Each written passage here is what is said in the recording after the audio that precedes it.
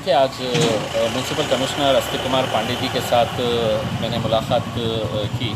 और चूँकि आप जानते हैं कि अस्तिक कुमार पांडे साहब के पास शहर का कोरोना का पूरा चार्ज उनके पास है। लेकिन साथ ही साथ वो औरंगाबाद म्यूनसिपल कॉरपोरेशन के एडमिनिस्ट्रेटर भी है।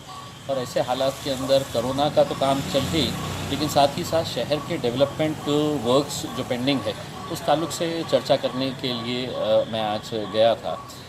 जैसा बहुत सारे काम ऐसे हैं जो रुके हुए हैं, तो उसको स्पीड अप करने के लिए जो शहर के डेवलपमेंट से रिलेटेड है उसके ताल्लुक़ से मुलाकात की। साथ ही साथ जैसा आज भी जो छोटे मोटे होटल्स है, चाय की टपरियाँ है, ये लोगों को अभी भी खोला नहीं गया है। बहुत सारी जगह के ऊपर कई लोगों के अंदर डर है कि अगर हम खोलेंगे तो क्या होगा।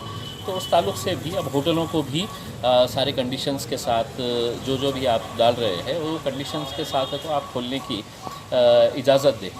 तो मुझे ऐसा लगता है कि अगर हम कल से या एक दो दिन के अंदर अगर होटल वालों ने अगर तैयारी अपनी करे, साफ़ सफाई करके रखे, तो इंशाल्लाह वो एक दो दिनों के अंदर अपने होटल्स भी शुरू कर सकते हैं।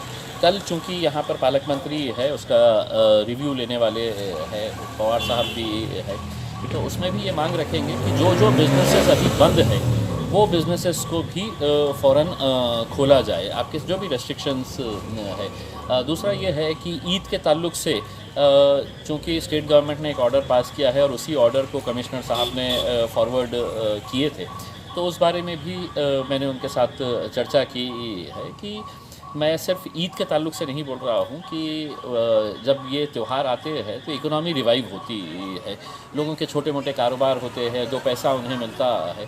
तो ये सब देखते हुए आने वाले जो त्यौहार है, जो चाहे वो गणपति का हो या श्रावण का हो, तो छोटे छोटे कारोबारों को इससे है तो दो पैसा मिलता है।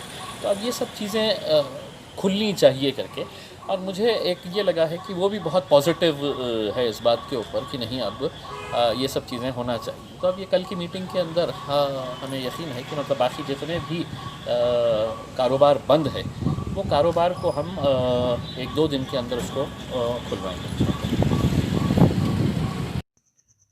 रोज नई खबरों को देखने के लिए हमारे औरंगाबाद समाचार चैनल को सब्सक्राइब कीजिए और नोटिफिकेशन पाने के लिए हमारे बेल आइकन को दबाइए ताकि हर खबर की नोटिफिकेशन आपको मिलती रहे।